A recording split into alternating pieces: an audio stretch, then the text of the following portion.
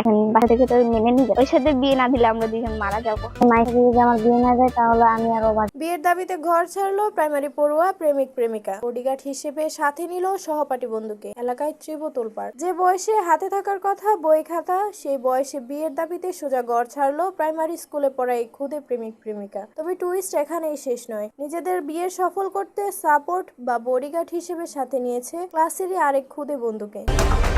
স্থানীয় একটি সরকারি প্রাথমিক বিদ্যালয়ের চতুর্থ বা পঞ্চম শ্রেণীর ওই খুদে প্রেমিক ও প্রেমিকা মোবাইল ফোনের অতিরিক্ত ব্যবহার এবং টিকটকের রোমান্টিক দৃশ্য দেখে অবুঝ প্রেমে জড়িয়ে পড়ে। পর্যায়ে তারা সিদ্ধান্ত নেয় একই সাথে থাকবে এবং বিয়ে করবে। কিন্তু একা একা ঘর থেকে পালালে যদি বিপদ হয়, সেই ভয়ে তারা সহপাঠী এক বন্ধুকেই সাথে নেয়, যে তাদের বিয়ের মিশনে শারীরিক ও নৈতিক সাপোর্ট দিতে রাজি হয়। স্কুল ছুটির পর তারা বাড়ি না ফেরায় পরিবারের খোঁজাখুঁজি শুরু হয়। এদিকে পিঠে ব্যাগ নিয়ে 3 শিশুকে একটি বাস স্ট্যান্ডে উদ্দেশ্যহীনভাবে ঘুরতে দেখে সন্দেহ হয় স্থানীয়দের।